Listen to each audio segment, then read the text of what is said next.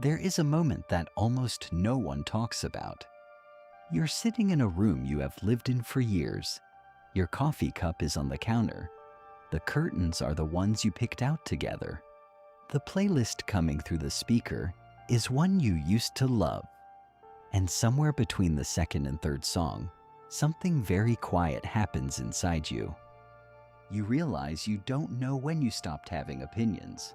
Not about big things, about everything. What to eat, who to spend time with, whether you were allowed to be tired. At some point, without any single dramatic moment you can point to, you handed those decisions over. And the strange part, the part that will stay with you much longer than the relationship itself, is that it felt at the time like love. Psychologists have a name for what happened to you. But the name isn't the interesting part. The interesting part is the mechanism, the architecture, the way it was built around you so gradually that by the time you could see the walls, you had already forgotten what the outside looked like. This is a video about narcissism, not the pop psychology version, not the selfie-obsessed caricature, not the checklist you forward to friends, the real version, the clinical version, the version that shows up in court documents and hospital records, and the kind of therapy sessions where people spend the first 20 minutes just trying to explain what happened to them without sounding like they're exaggerating. The version that takes something from you that you don't get back. Narcissistic personality disorder, NPD, appears in the DSM-5 as a cluster of traits: grandiosity, lack of empathy, an intense need for admiration, a pattern of exploiting others. But definitions are not the same as understanding. Definitions tell you what something is. They don't tell you what it feels like to be standing next to it for 3 years while it slowly dismantles your sense of reality. For that, you need someone who lived inside it.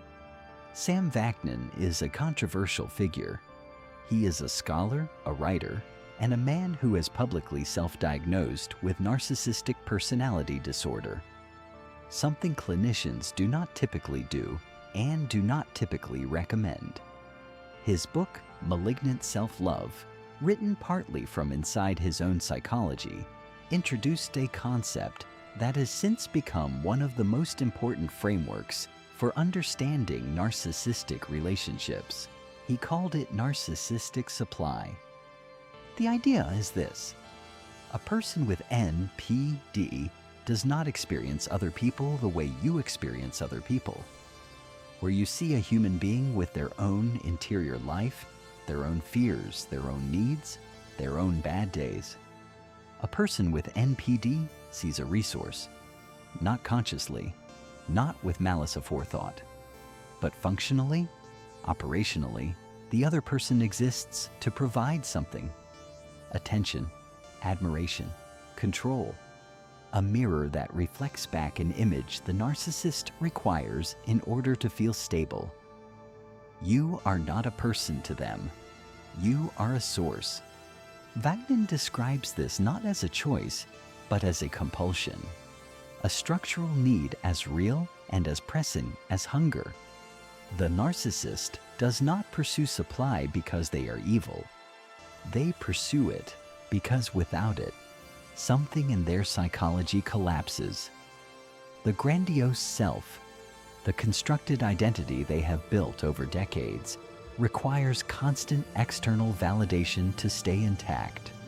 The moment the supply is interrupted, the mask develops cracks.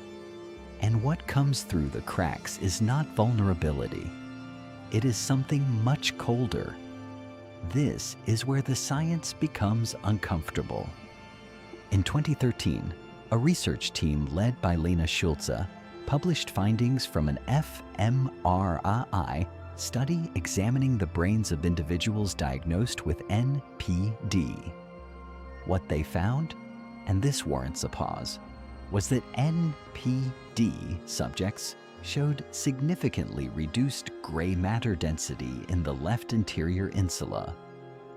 The insula is a region involved in empathy processing, in the physical experience of another person's pain, in something as basic as looking at someone who is suffering and feeling, in your own body, a trace of what they feel.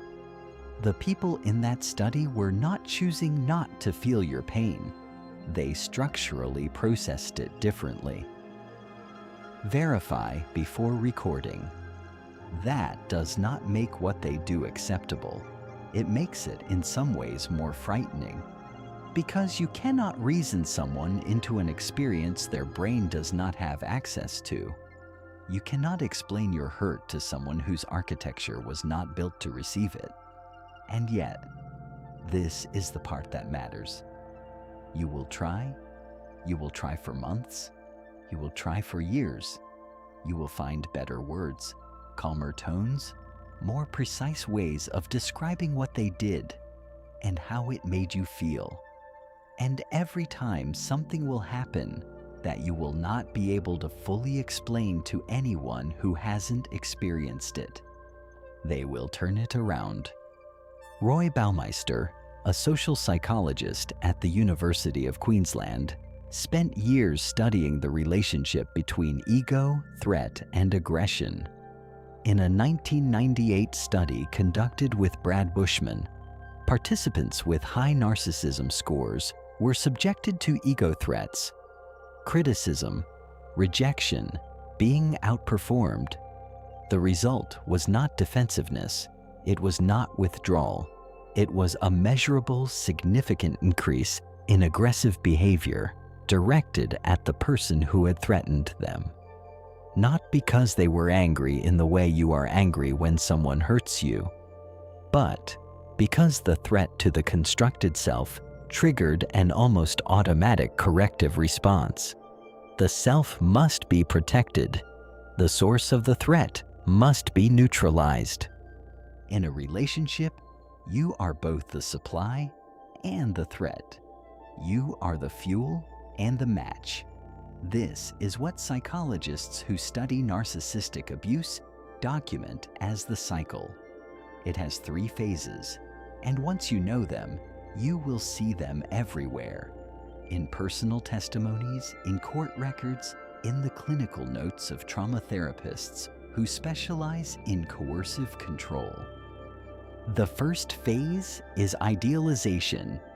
You have probably felt this, the intensity of it.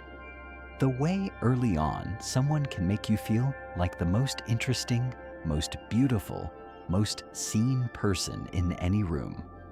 There is a term for it in the clinical literature: love bombing, gifts, constant contact, declarations that arrive faster than any relationship should naturally move.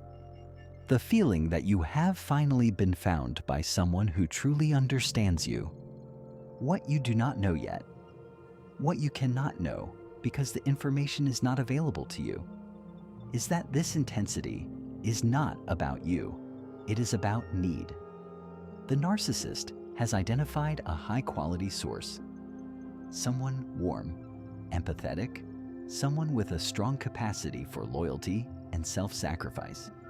Someone who, when things get difficult, will stay. The idealization is not love, it is investment. The second phase is devaluation.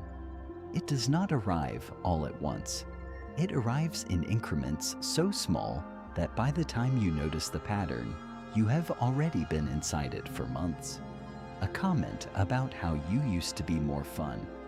A comparison to someone else that is just barely disguised enough to be deniable.